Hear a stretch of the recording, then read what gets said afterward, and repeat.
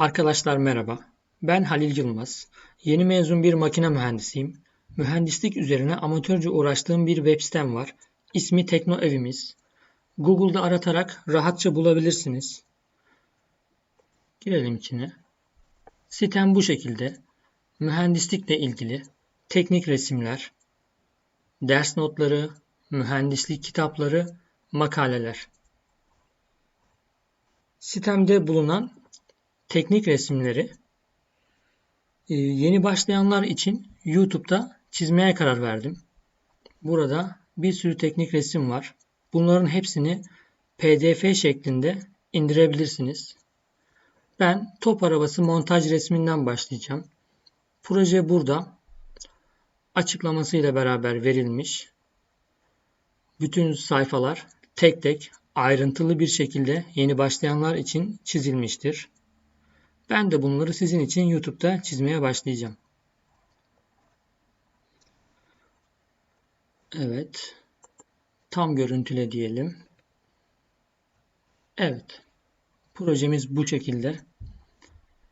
İlk videomda bu parçadan başlayacağız. Yan taraftaki dayamalar. Her videoda bir parçayı çizeceğim. Sizi de daha fazla sıkmadan kısa kısa videolar şeklinde. Şimdi başlayalım. SolidWorks'u açtık. CTRL-N yaptık. Yeni parça. Tamam. Bu arada şeklimize de şöyle bir küçültelim.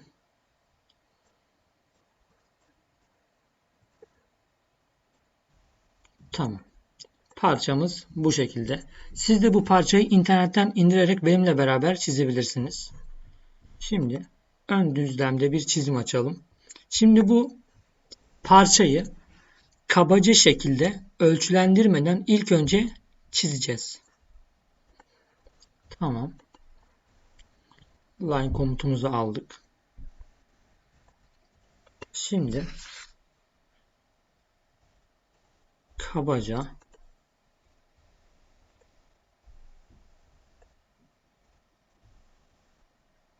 tekrar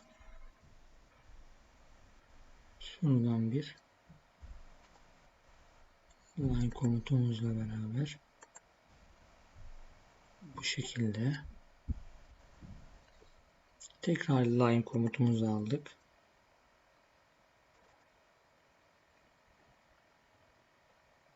Şu an hiçbir ölçülendirme yapmıyorum. Sadece kabaca şekli çiziyorum.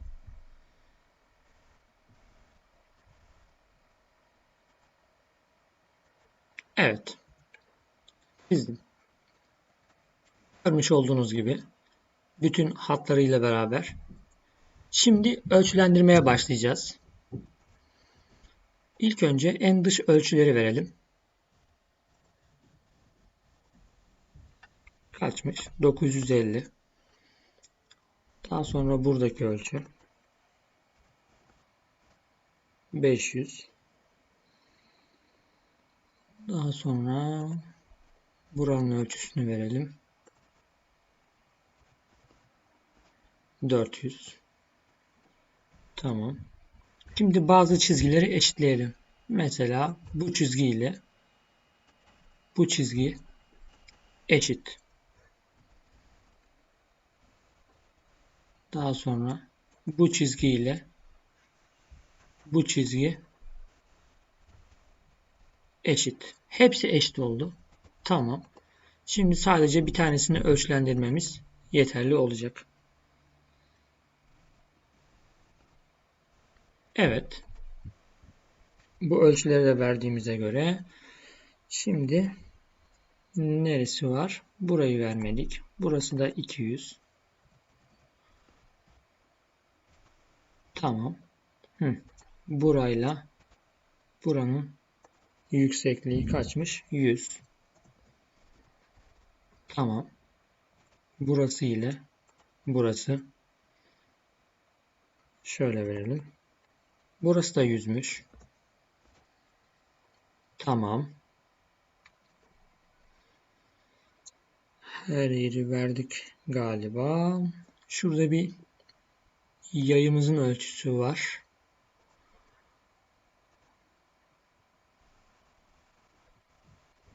dakika. Bu yayımızın ölçüsü de 380. Bu da tamam. Şu an bakıyorum. Bütün ölçüler tamam. Radüslerimiz var. Şeklimize şöyle bakalım. Evet. Her yeri çizdik. Tamam. Şimdi radüslerimizi verelim. Radüslerimiz kaçmış? Buralar 40'mış. Bir de 20. Dışlar 20. İçerideki 2 tane 40. Tamam. İlk önce 2 tane 40'ı yapalım. Tamam. Daha sonra dışarıdaki 20'leri yapalım. Burası. Evet. Evet. Evet istiyorum. Evet.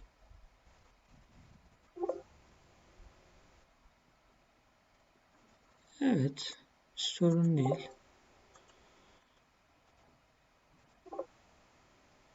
Böyle yaptık. Yapmadığımız yer kaldı mı? Şurası var. Tamam. Bir de şurası. Tamam. Radüslerimizi de yaptık. Evet. Tamam. Şimdi unsurlardan ekstrüzyon ile katı oluşturma diyelim. Bakalım kalınlığı ne kadarmış. Şöyle yan tarafa geliyoruz. Kalınlığı 50'ymiş arkadaşlar. Kalınlığına 50 diyoruz. Okey. Evet. Şeklimiz kabaca bu şekilde. Evet. Şimdi deliklerini yapmadık. Onları yapalım. Şeklimize dik bak diyoruz. Çizim açıyoruz. Ve yuvarlaklarımız var. Buranın tam ortasından geçiyor. Bir tanesi burada. Diğeri burada. Rastgele bir yerde. Diğeri de burada. Tamam. Şimdi bunların ölçülendirmeye bakalım. 100 buradan. 100 de buradan. Tam ortalamışız. 100 100. Bu da 100. Hepsi 100. Tam ortalamışız.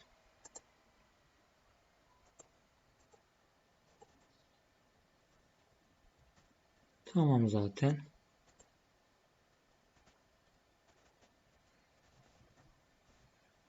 Bu da tamam.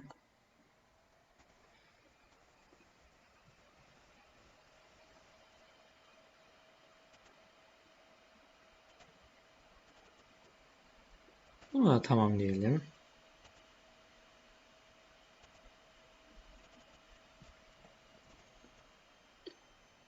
Tamam.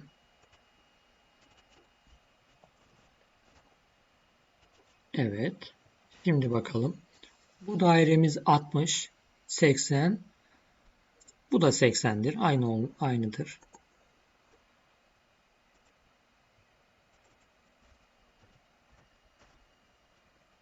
Altmış, 80. Bu da 80. Evet. Bu dairemiz neydi? 50.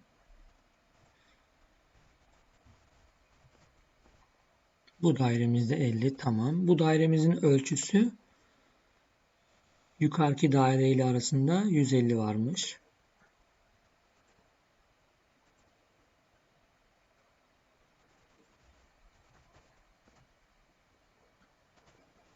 Tamam. Şeklimiz oluştu. Şimdi ekstrüzyon ile kes diyelim delikleri.